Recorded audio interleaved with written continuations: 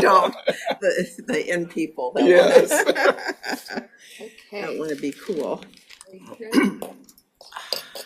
We'll call the March 17th, 2025 Planning and Zoning meeting to order.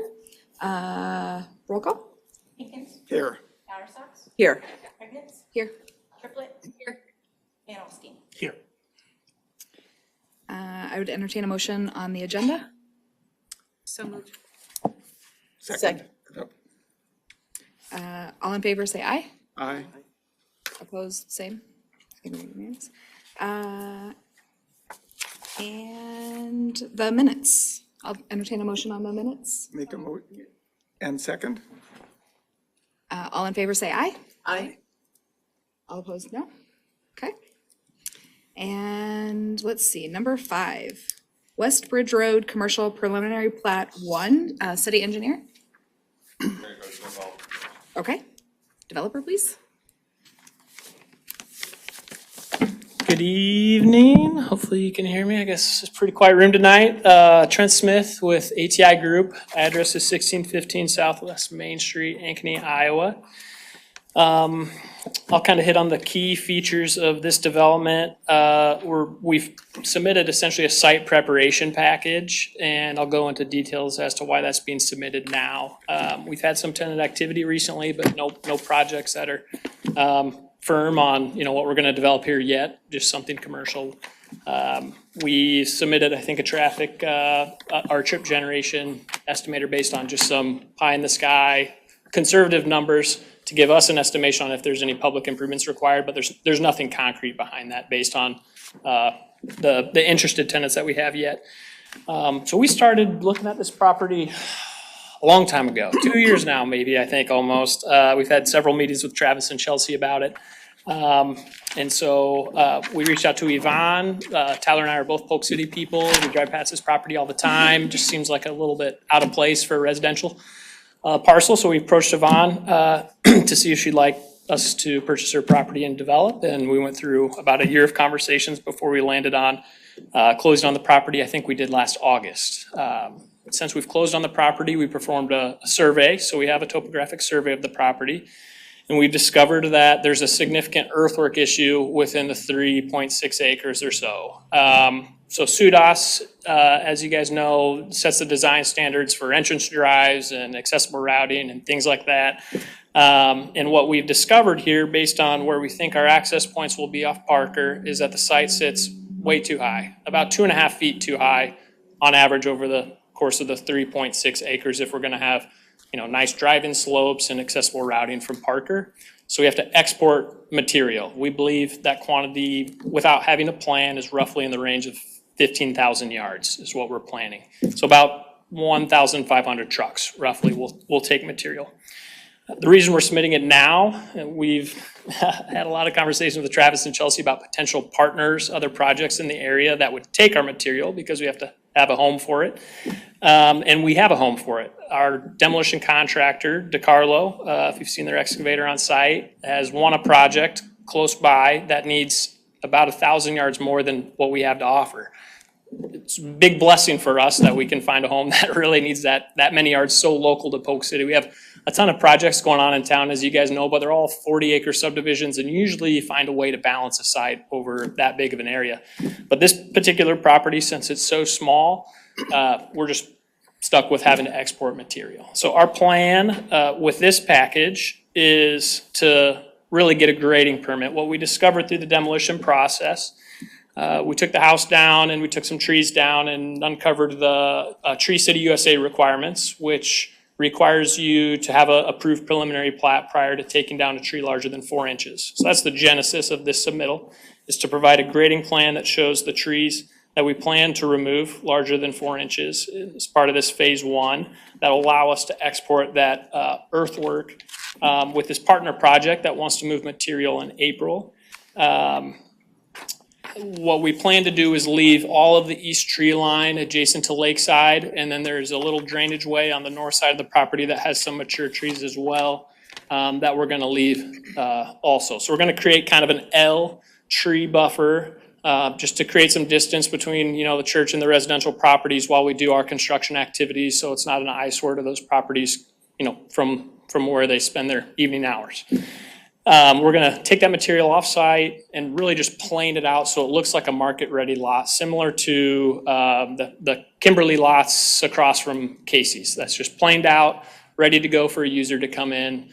Pad ready is what they call it. And so that's the goal for this. The reason we like this property, we really love this property, or Tyler and I do, a little bit of bias in our office. In talking with Stacy Allen, and Chelsea probably has more current numbers than I do, but Polk City's tax collection on commercial properties is just above 9%. The average League of Cities commercial tax collection is over 20%. So we're, as you guys know, totally underbuilt from a commercial standpoint. So we think there's a huge need here. And really, we've seen a lot of activity since the house has been down from tenants interested in coming to our town. So I think everyone sees that, and we just want to create opportunity here. And that's why we're submitting this tonight. Let me go through my notes to see if there's anything else before I jump into kind of our two waiver requests. If you had a chance to read our preliminary plat narrative, I think I covered just about everything, but on this preliminary plat narrative, we've submitted two waiver requests really to get the conversation going on how we can bring market rate lots to Polk City that have similar characteristics to our competitors. And when I say our competitors, I mean the surrounding communities that are close by. So North Grimes and Northwest Ankeny. So when we get a lot of tenant requests from commercial brokers that say, I have a healthcare tenant that's looking in the northwest suburbs. So that includes Polk City, but it also includes Northwest Ankeny and North Grimes. And what we want to do is bring essentially a competitive term and competitive property to that user, so they really don't have any reason to not select our property that isn't market standard. And so our two waiver requests are, there is a section in the city code that requires like common detention on a subdivision like this. So multiple lots don't have their individual detention basins, they would share one.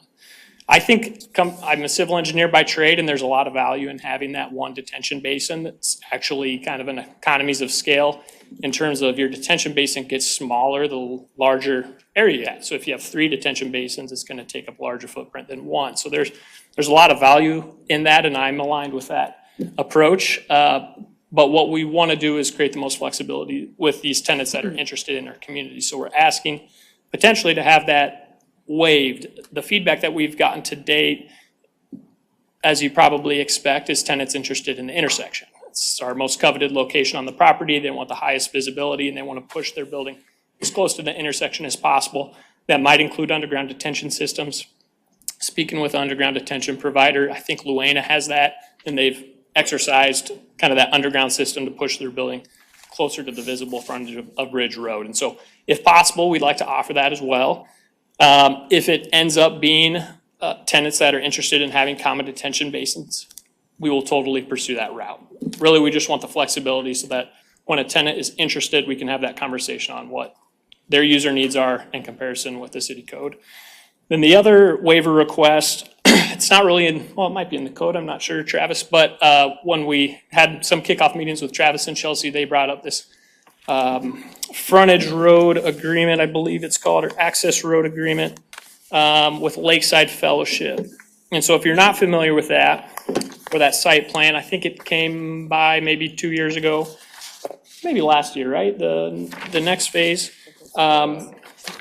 They had, I'll just kind of show this if you can see it. Maybe I should have brought a bigger site plan.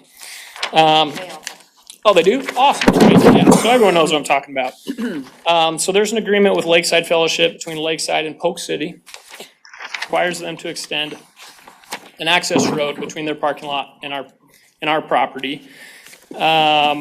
In reading the access road development agreement dated 2016, it kind of spells out all the requirements, and really that will be required at the time the property develops. We have looked at this access road agreement and the connection that it makes, and we're a little bit indifferent. We don't want to speak on behalf of a tenant that might want to use that access road. We also don't want to commit to constructing that access road if there's really no discernible value to that end tenant in terms of traffic flow. And we want them to provide us those tools in terms of their preferred logistics that we can share to city staff. So what we're asking tonight is not a waiver of this agreement or termination of this agreement. We're really asking for the flexibility to have those conversations at the site plan level. When we have more information from a user that will go here, the trips they will generate, the circulation patterns they will have from a site plan. And using those tools of information to make a decision on if Lakeside should extend that access road to our property or not. I thought someone from Lakeside would be here tonight, but we have approached them on their stance in terms of this road, because if they want it, certainly we would abide by their, our neighbors' needs, but their stance is that they do not want to construct this access road if our development doesn't want a connection there. And I can follow up with, that in writing if that makes sense, but we've met with their staff as well and discussed this and keep them up to date on everything that is our project. Any other questions that I can ask? I think that's most of what we plan to do right now, and then our 2 waiver requests. Anything else you want me to touch on, Travis? No, I'll just kind of supplement what Trent has said for the commission's benefit. Within our review memo are several items of note. Those are typical preliminary plat requirements that aren't necessarily directly addressed in this preliminary plat. And the items of note are reflected on this preliminary plat. The intent of tonight's preliminary plat is to give city staff the ability to review and approve a grading permit in accordance with Polk City Code in a manner that allows P&Z to express any comments, questions, or concerns they have about the grading and tree removal, as well as city council. What I will tell you is approval of this really doesn't set much of anything in stone. Most of the notes on here are things that will have to be addressed either through an amended preliminary plat or an amended site plan when the actual tenants and the actual design intent of this commercial development takes place. The other thing is the way that we would want you to format this, because of what this preliminary plat is trying to accomplish, is we would prefer a motion on this preliminary plat, and then if you could provide Trent with feedback on your stance on the shared versus individualized detention basin, as well as your feelings on the potential exclusion of that connected access road. What I will tell you is staff is of the opinion that that interconnected parking lot access road should be required, because this is the last property along Parker, and every other property that has developed has been required to do that.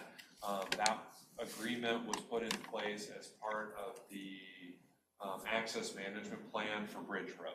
I'm sure many of the commissioners understood that, but I wanted everybody to be up to speed on that. So again, what we would ask is a recommendation on the preliminary plat itself, and then any feedback you have on either any of the items of note or the 2 that Trent has specifically referenced here tonight. Can I follow up with that? Yeah. All right. Yeah, 2 things. Thank you, Travis. We don't have any objections related to the items to note. Those are all things we expect to submit with the site plan. So I think there's notes on the preliminary plat that state, this will be submitted with the site plan. So we have no objections related to the 10 items listed there. And then one thing I did not comment on well enough or at all, the reason our feelings on this our connected parking lot or access road requirement are, I guess, right now, kind of objectively against leaving it open to the end user is, I think there's a lot of value in these interconnected parking lots. Our property specifically just has a grade issue that I mentioned with this earthwork exercise. So there's about 14 feet of grade from Parker to where we would connect if we manipulate their design to bring it down a little bit, but about 14 feet of grade. To kind of give you a comparison, looking at the Google Earth terrain, it's about the same exact grade from Wood Street, I think it is, to the street right down here next to the fire station. So, that can give you a sense of scale in terms of the retaining walls that were required to transition that grade. It's the exact same grade change here between Lakeside and Parker. So pretty significant grade.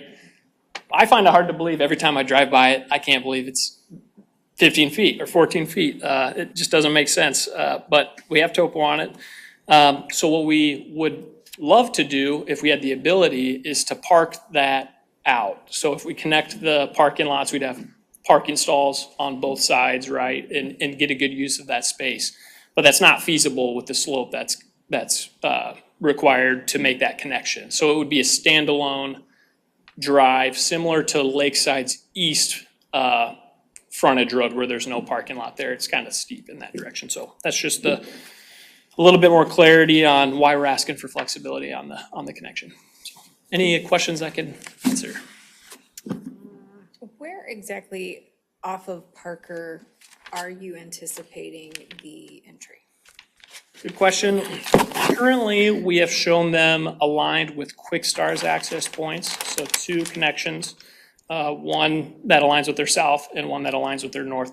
We haven't done any sort of traffic data to show that that's an appropriate location or if there's any turn lanes or anything like that, but that's where they're shown right now. We don't have any access connections planned for Edgewater to the north. Similar to the conversations about the interconnected parking lots, there's just a grade issue. It's about 20 feet between the north Quickstar access and then the northeast corner of our property. So it's just very hard to have a parking lot that connects to both. But those are the 2 connections we have planned right now. So if you don't have the connector road to Lakeside, and if you can only potentially have one access point on Parker, depending on what traffic looks like, right? Because it's busy, you will have one access point into your property?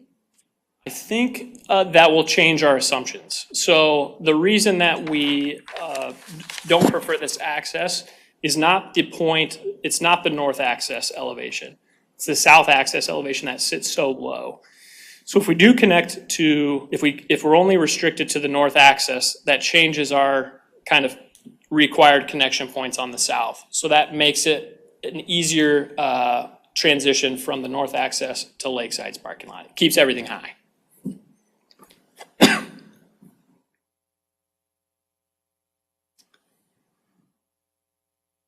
And just so that I'm clear, the south side point where the access road is set to be is too low, or, right? Is that what I'm understanding? Yep. So could you use some said dirt there to help offset? Centered access point. We can look into that. I mean, it would be based on the separation requirements from the intersection to that first access. Yep, but there's a median on Parker, and that median extends all the way to the south curb line of the north Quickstar access. So if we're gonna have a full access anywhere on Parker on this property, it's gotta be aligned with the north access off Quickstar.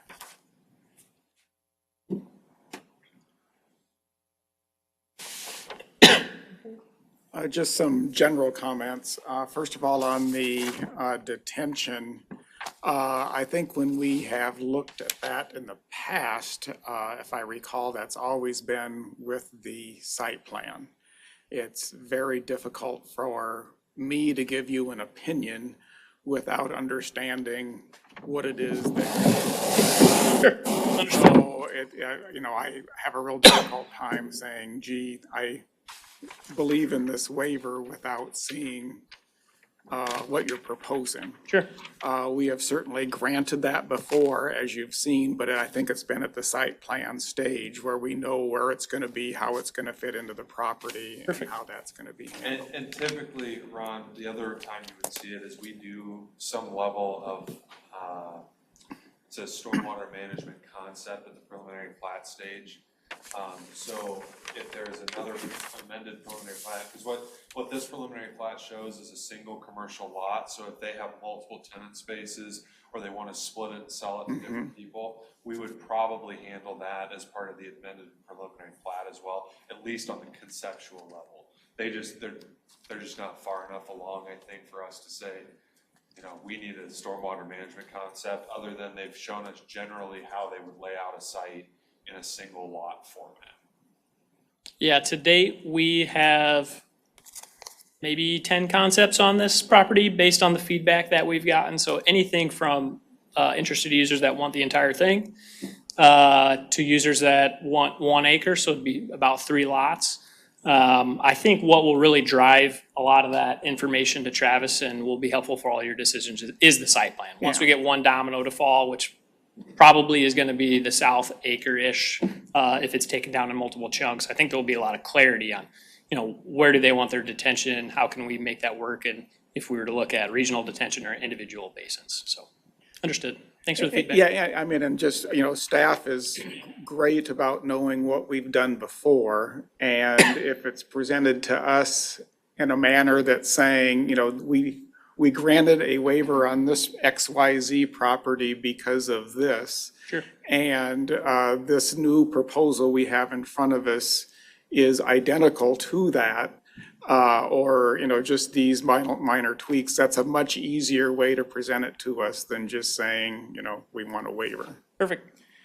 And then on the traffic flow issue, I guess I'm in full support of staff and their position on that, until we see a site plan that demands some benefit for the traffic flow of the area. Sure. By not having that connectivity with the church property, to me, it needs to be there. That was, we put a lot of time into our 3 access management plans for different parts of the city. And it's really to keep, traffic flow moving smoothly without people having to come out onto the road and go back into the adjoining lot. And without having to have more access points to busier streets. I think that one is going to be a tougher lift, but I'm not saying no. Sure. Also. Really, I mean, if you came up with some creative site plan and it could be managed in some other fashion without the site plan, I don't want to say yes or no, but I'm certainly leading towards no waiver unless there's some compelling reason to grant that. Understood.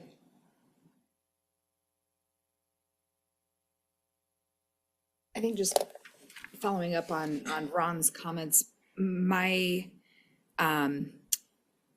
concern around the parking piece specifically is that if we're looking long-term, those tenants may or may not be there in 10 or 15 or 20 years. So what happens 15 years down the road if a new tenants come in, and now that we actually do need that access, are we, how do we fix that if we've granted the waiver now? Or does that limit us to that building now, that part of that building or that building completely sits empty until something else people will invest significantly more to make that work at that point? Sure. If that is the way that the rest of the street and traffic should flow, has flowed or designed, I would be hard pressed to say that we should change it without having specific businesses already identified and without knowing what the future may hold in that space. Understood. Thanks for the feedback.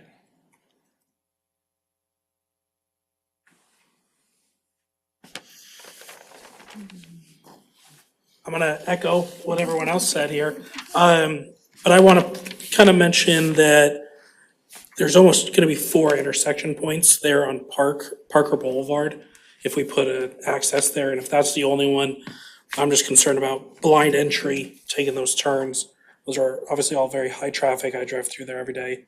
So looking at where else we could put entrances. Sure. Thanks.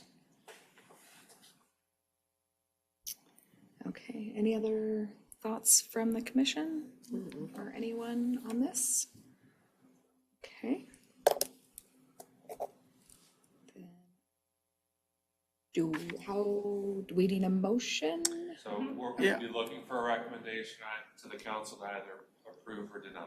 Yeah, I'll make a motion that we recommend to council approval of the preliminary plat review for West Bridge Road Commercial Preliminary Plat and Site Plan, subject to staff and engineers' comments dated March 13th, 2025, and subject to their review comments. Further noting that the items of note section in those review comments are not addressed for approval and need to be addressed later. Second. Roll call? Bowersox? Yes. Yes. Triplett? Yes. Van Alstine, Yes. Higgins. Yes. Thanks. Thank you. Jeff is not here. Nobody from the council. Council member Jeff Savage could not make it tonight. Perfect. Chelsea. I don't have anything. Thank you. Okay, thank you. Staff, anybody else? Cody?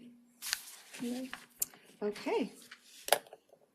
Now I need a motion, right? Actually, I have a, Oh, I'm sorry. for the, Apologize. yes, for the commission section. I guess I have a request of staff and that I'd like to see done and want to get the rest of the commission's input. I'd like, I guess, a little bit of training or tutorial on what is included in the Bridge Road Access Management Plan from 2004. I was having difficulty finding it, and how that may have been modified by the frontage road easement contract between the city and Lakeside Fellowship. So just kind of a summary training on that. And also, in looking at the comprehensive plan, it says we're also supposed to consider the Highway 415 TEEP study, or the traffic engineering initiative program, or So assistance program, rather. what I will tell you is I am fairly certain the access management plan, did you say 04? Yes, That and is the one we're using. So we, to my Have not. knowledge, after it was approved, it has not been modified. And in the McClure write-up, they indicated there was a potential write-in, write-out property, or write-in, write-out access from Bridge Road to this property. And it was my understanding that these frontage road agreements were done in order to make sure that that did not happen. That is correct. What I would tell you is we've had a lot of conceptual conversations, and what we have told developers all along 415 and South 3rd Street is that it would be a very tall task to update the access management plan. Until the access management plan is approved and changed, we are governing off of the existing access management plan. So as of right now, there has not been any rubber stamping, there has not been any indication that there will be the ability to have a write-in, write-out. And so is their write-up incorrect? I couldn't find it online and look through my old stuff, and, I would say it's not incorrect, I think it's hopeful. okay. I think that right now, they're at the stage in time where they are trying to figure out as many possibilities, which is kind of why Trent talked about the detention and the interconnected parking lot. To also kind of address your question about how the agreement with Lakeside Fellowship changed that, it didn't. What that agreement with Lakeside Fellowship is that they didn't have to extend their drive to the west property line until such time the city required. So that, at that point in time, the Van Dorn family owned the property to the west, had never shown any indication of selling it or getting rid of it to date. And so at that point in time, staff did not feel that it was necessary for them to basically extend a drive to nowhere, that then we had no reasonable timeline in which to expect it to be redeveloped. Because a lot of those drives, as we've gone, the next parcel has either been under ownership of a developer, been in the process of being developed, or otherwise is already existing, so we've always made them connect to that. That one was a little bit different because of that unique situation where you had an existing residential home that had never had any indication of changing to date, so it didn't make sense to stub pavement out there for it to maybe sit for 25 years unused, kind of thing. And so that didn't change the access, it just deferred that improvement until such time the city made it go in. And then looking at the church property and where looking at where the frontage road goes to the east, it goes right up against Bridge Road with parking on both sides on the adjoining property. As it would go to the west and the way their detention is, water detention is sitting there, would that, are we thinking it would go further to the north So- before it would connect, or are they gonna need to reconfigure in order to make it along Ridge Road? It was shown in their site plan that was approved, to add the classrooms that they're currently building. If you take the drive aisle, the east-west drive aisle on the southernmost portion of their property, it continues off the drive aisle, straight west. It basically, there's two structures that it snakes between, and it would intersect. It's probably a little bit, if you look at the image on our review memo, it's probably a little bit south of that quick start access. I would say somewhere between the quarter and third point on the Okay, so it might actually be north of the first building or something like that that could be on the Potentially. project, okay. We've seen some concepts where they split it that way and then detention's in the middle. We've seen some concepts where there's detention on the south. I will tell you that ATI and McClure have explored and discussed, at least preliminarily with the church, potentially moving that access point to be further north, seeing if the elevations there are helpful. I would tell you that ATI and McClure have put a great deal of effort into trying to determine what the most economical route is, what the best route is, and what some of the other contingency plans are depending on what users come in.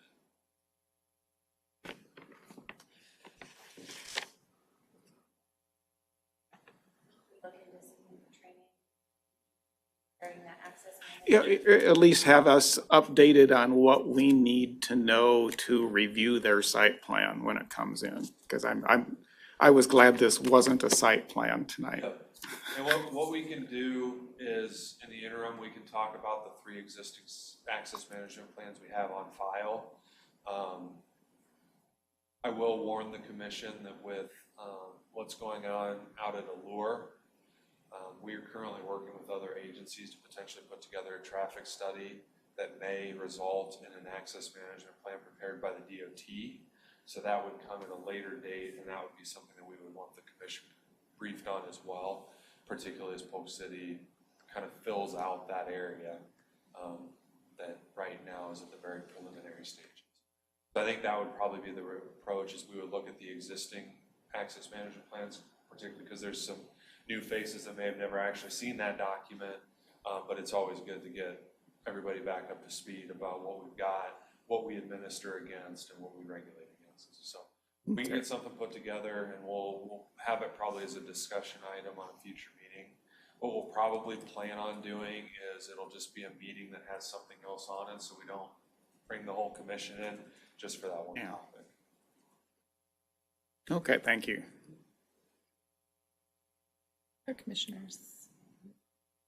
I would just put 2 cents in, if you're gonna have another strip mall, please put housing above it, or highly suggest to them, so that it can ebb and flow with, anyway, and we need housing. But if it's a McDonald's, that's fine. But then I think we need to have that thorough fruit, just saying. My 2 cents worth. Okay. I make a motion to adjourn. Second. Aye. Those in favor? All right, thank you.